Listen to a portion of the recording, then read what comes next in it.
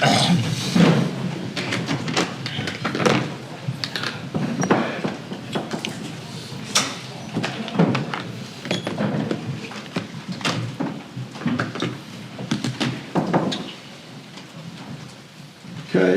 who wants to start? Okay, here.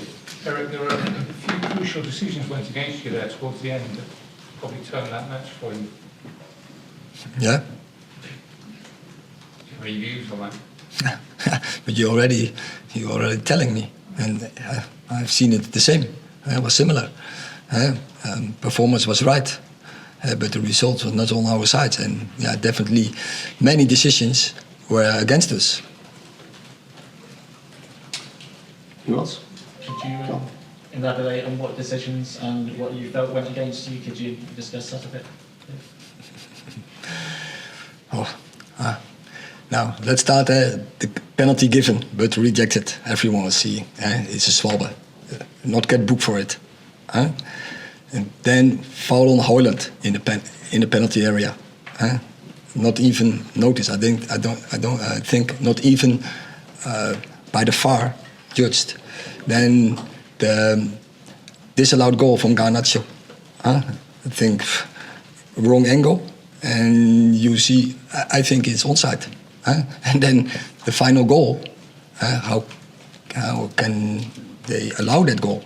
It's a clear and obvious foul on Johnny Evans. Otherwise, he should block the shot from Declan Rice. So there's a lot.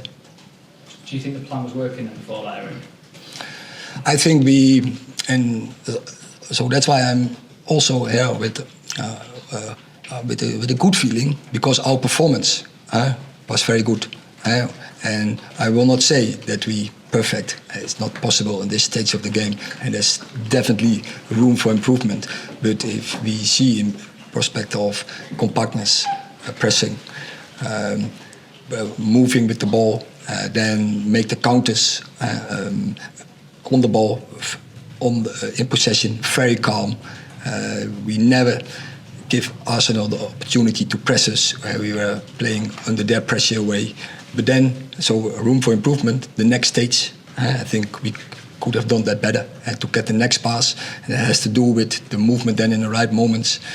So, yeah, there were a lot of positives in this game, but also, yeah, still, and it's logical in this stage of the season, there is room for improvement. You seem to get stretched just on injuries. When Lisandro and Victor went off, what are their conditions? Is there any reason for the number of injuries? It's not expected. Victor was ill, so he had to come off. And Licha, he said he had a problem on his foot, but I'm not sure what. And if it's an injury, we have to wait. We have to see. We have to make the diagnosis. Mr. Tyrone, you talk about the room for improvement. In the dugout, you seem very vocal talking towards your fullbacks. It seems as if you want them to push higher up the field. Is that the right movement you're looking for? Depends the moment. And that is what I was just talking about. And they have to recognize the moment when they have to go higher and when to go lower. And I think that is a room for improvement. But I have to say, both Diogo and Aaron, they played a very good game. They neutralized both wingers from Arsenal. That's the main job. And I think they're also in possession. They had also very good their contribution. On Friday, you talked about attitude.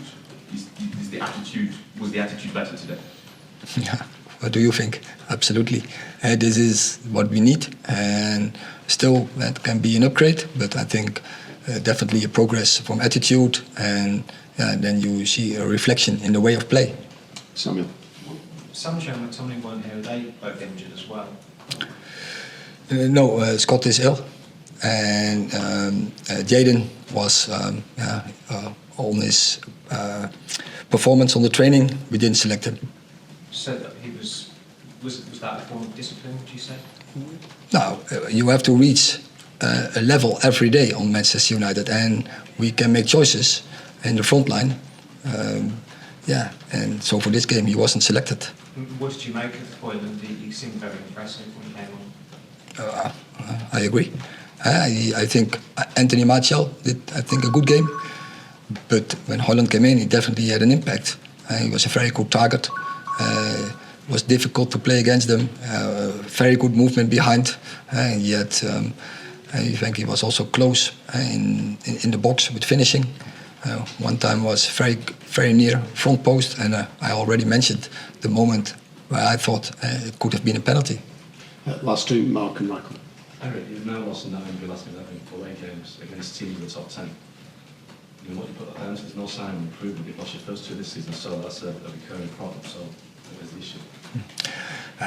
When you look at the score today, you can make that conclusion. But when you see the performance, you can't make that conclusion. But it's still a defeat. Yeah, it's true. But if we keep playing like how we did today, we will go and win games away, as we do as home as well. Last question, Michael.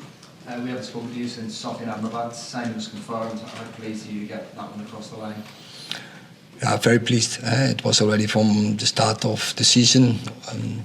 One of my wishes to get another holding midfielder in the squad, because with the season you need that depth there in that position. We only had Casemiro, who can play really good there, and others we have to make compromises. With Soufiane Amrabat we have another one. Also he can play alongside Casemiro, because he can also play a little bit higher on the pitch. So it's very good to have him, and I think he fits very good to Premier League football, to Champions League football. I think the demands, he's strong, he is very dynamic, he's very good in the duels. So yeah, we are pleased that we have him in Man United, and I think he will contribute to our high targets we set. You said you've wanted him for a while. Are you frustrated that the transfer didn't get wrapped up quicker and he wasn't an option for today? No, sometimes you have to wait for the right timing. Okay, thank you very much. Thank you.